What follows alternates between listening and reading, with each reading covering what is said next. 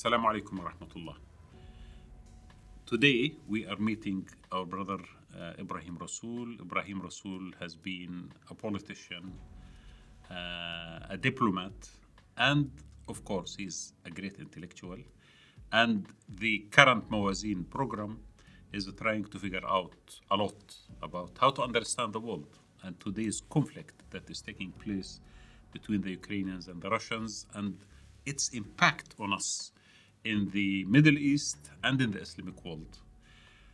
In the previous session, we spoke about when great powers start fighting, then the people, the weaker and the margin, might have an opportunity to do something different from the previous structure of the world order.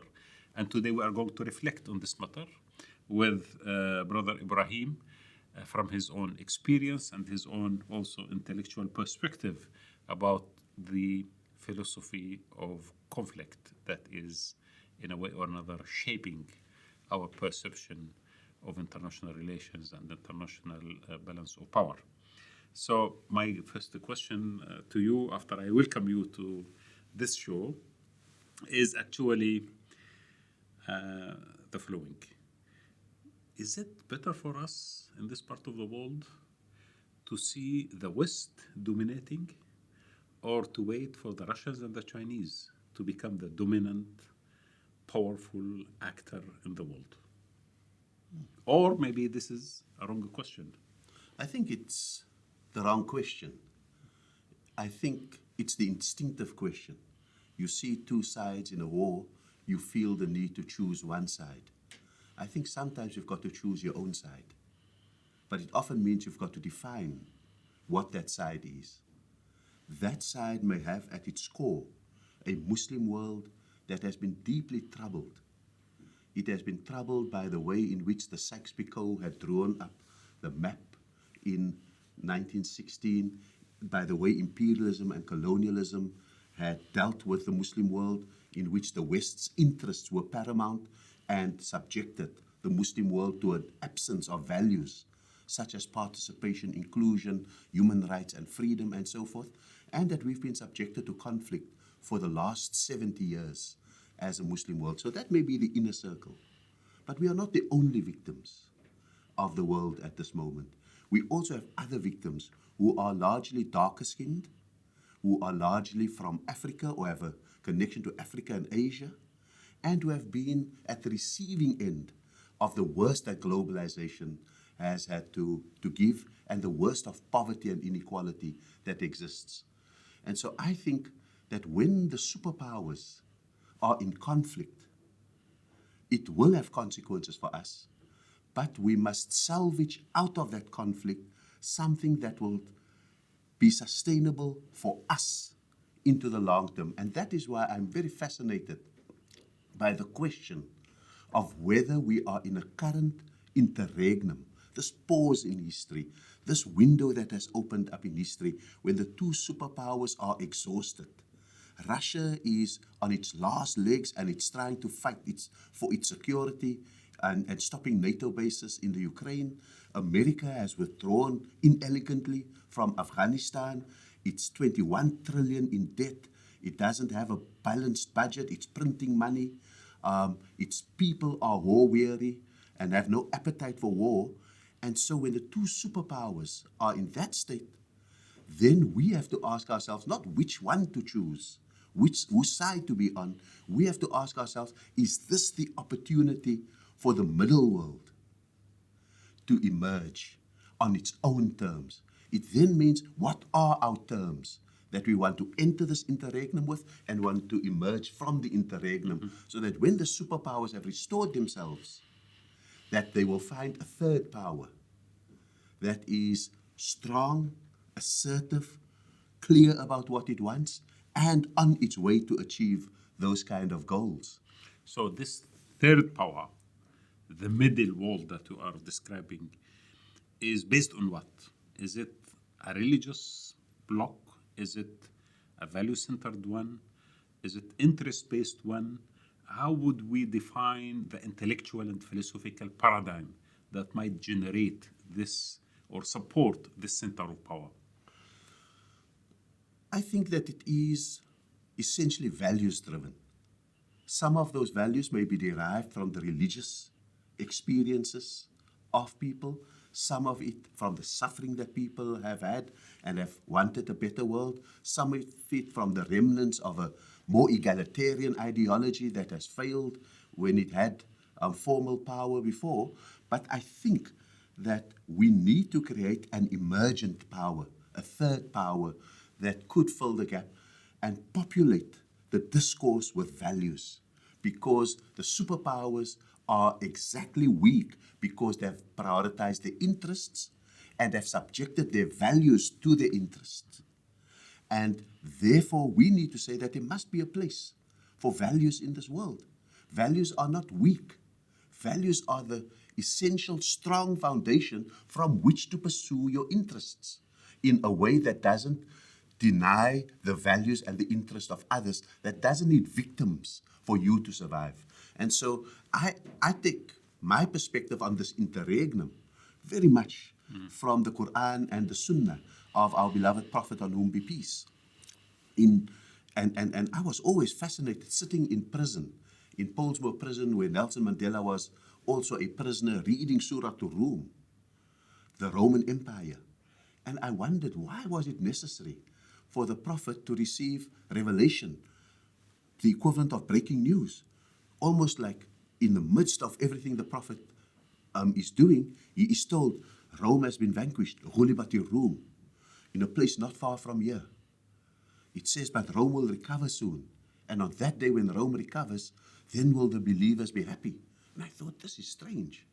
But when you read the corresponding seerah, the life of the Prophet, what the Prophet did from that breaking news till the time when Rome defeated Persia again, you understand that here was Rome and Persia fighting each other for so long, beating each other to a standstill. Then both superpowers retreating to their capitals, replenishing their armies, replenishing their coffers, building up resources again. But it turns out in the history that this was 9 years, very important years for the Muslims. That the first thing that the Prophet had to teach for the 2 years before Hijrah in Makkah was strategic resilience, patience, absorb the punishment. That was the time when Sumayyah, may Allah be pleased with her, when she was martyred, Bilal was tortured, the Prophet was humiliated, the Muslims were boycotted for 2 years. Abu Bakr moved from a rich entrepreneur to a poor man in that period. So they absorbed that punishment, like we have absorbed punishment for the last decades as a Muslim ummah. Secondly, the Prophet takes out a strategic insurance. He sends Ja'far to Abyssinia in Africa, just in case they don't survive in Mecca. Then there is a nascent Muslim community waiting to emerge there. He explores strategic alliances and coalitions. He's rebuffed in Taif. He gets welcomed by Aus and Khazraj. And he forms an alliance and creates a safe space in Medina or Yathrib. And then finally, when Medina is ready, he does the strategic retreat, the hijrah, and he leaves for Makkah. And when he comes in Medina, that's when the values come to the fore. That's when the combination of statecraft comes to the fore. And he uses this interregnum to consolidate a community of citizens in Medina. He first unites the tribes of Medina into the Ansar. Secondly, he unites the Ansar who are Muslims with the Muhajirun who are Muslims, and they become the Muslim community. He then unites them with the people of the book, Jews and Christians, in Medina. And then he even unites with the hypocrites and the polytheists into the citizens of Medina, and consolidates that as an important block to defend the city-state that he has built up. And from there, exactly 9 years later, Rome marches on Persia, defeats Persia. The Quraysh march on Medina, and at Badr get defeated by the Muslims. And from there, Islam is unstoppable. So to end, the question that I'm asking, how would we use, don't be distracted by who's right and wrong, whose interests are better, whose interests are in our interests. Let's ask, what do we do with this interregnum? Let's say we have 9 years. Let's say we have 5 years. But what do we do? What leadership do we offer? What values do we put forward? Are we prepared to consolidate, firstly, amongst Muslims, and then between Muslims and like-minded citizens of the world, like the Prophet did in the Charter of Medina? Or do we just become spectators of history and let this interregnum come and go? Okay. This actually brings the following topic: values versus interest. I mean, the Western concept of politics right now is based on interest. And most of the time, values take a secondary place. In fact, it is used always to further the interest, to further the economic and geopolitical interest of centers of power, rather than to trigger something that is based on justice and social equality and so on. While you are now trying to introduce a paradigm where values take premise over interest, aren't you in this becoming idealist in a sense? The idealism is tempered by seeing values and interests and policy making based on them as a telescope. It has two lenses, a lens with your interests and a lens with your values. Mm-hmm. And the way you make policy, foreign policy also, geopolitical policy, is to decide which lens you keep against your eye. Do you view your values through the lens of your interests, like the West has done for the last century at least? Or do you view your interests through the lens of your values? And if you view your interest through the lens of your values, then you don't neglect your interest. You still want oil. You still want mineral wealth. You still want geopolitical security. You still want to control shipping. You don't give up any of that. That's idealism. But you view it through the lens of your values to say, okay, but how do I achieve all of those? By not denying Muslims in that region human rights, freedom, inclusiveness, and I only saddle them with dictators and authoritarians and so forth. And so it brings about a negotiation, firstly, within yourself. How do you mitigate your values and your interests? And then it brings about a negotiation and an engagement between yourself and those who may suffer the consequence of your pursuit of your interests. And you may even decide that the values that I value in Washington, D.C. must be the values I value in the Middle East and in the Muslim world and in Africa all over. And that's the best guarantee for the survival of my interests. Last question.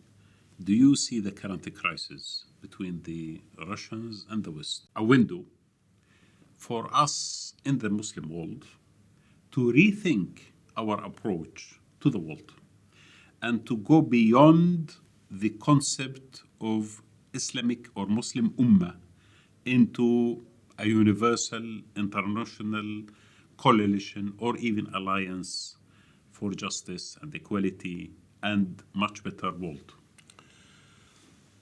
I think that choosing either of the two powers, Russia and in its battle with Ukraine and Ukraine as the proxy of the West, is going to be a fatal error. We must keep an eye on it, but the other eye must firmly be on what we want to achieve as a Muslim community. But we must also be cognizant that what we want, which may derive from our religious values-based, may correspond with the other value base that, for example, the poor in Latin America want, and that their priests are articulating through, for example, liberation theology, which may be the same as people in other parts of Africa, which are poor and despised and on the margins of the world. They may also want to come to the center of the world. And so, for me, coming from the anti-apartheid struggle in South Africa, we always had the politics of the front, a partnership based on an immediate project that we want. That may last a short time. Secondly, it's the coalition for the pursuit of common objectives. if our common objectives is to make immediately the world more peaceful, more equal, and more or less poverty-stricken, then we have the basis of a coalition amongst people who are different. And ultimately, you have alliances with those that you share values with. And so that may be more enduring. But we mustn't treat all cooperation as long-term. We must examine each bit of cooperation on its own terms. And so the Prophet in Medina knew that the hypocrites and the polytheists may not resist for too long, but he needed to keep them inside the tent for as long as possible so that they survived the first few battles. When they showed their true colors, he said, you are out of here now. But they were stronger then on their own with the people of the book. It's when some of the people of the book later betrayed them that he said, you have now proven yourself to be untrustworthy, but by that time, they were bigger as a community. So I would say that this is the time for us to basically say, we must have the largest conglomeration of the marginalized in the world. Marginalized by virtue of wealth, of color, of religion, and of other forms of otherization. And once we are all together, we all get on the bus. Some of us will get off the bus earlier than others. But some of us must stay on the bus until the world is more peaceful, more equal, less poverty-stricken, and inclusive of the entire diversity of the world. Thank you very much. Actually, I agree. You know, to a large extent, your understanding of Sira is amazing. And the lessons you have derived from Sira to deal with the current geopolitical transformation in the world is extremely vital. I will add to that, from Quran, Allah subhanahu wa ta'ala introduced to us the concept of تدافع. ولولا دفع الله الناس بعضهم ببعض لهدمت صوامع وبيع وصلوات ومساجد يذكر فيها اسم الله كثيرا. As if this تدافع, this concept of, you know, powers pushing each other, create opportunity to establish on earth an order based on values, on religion, on principles that the humanity could coexist. And what is interesting about the ayah, it describes the places of worship for Muslims, for Christians, for Jews, for everyone, as if that is the way that earth should be inhabited by those who establish justice based on common and shared values amongst all these religions and philosophies. So thank you very much. This is great, and let us hope that the future is having or going, and we are optimistic, I think. No, inshallah, that's the definition. You are optimistic. I'm very optimistic. You know, that's the notion of Iman. It's belief in what you have not yet seen. Inshallah. Thank you very much. Jazakallah khair. All the best, Allah inshallah. yabarak feek. Assalamu alaikum.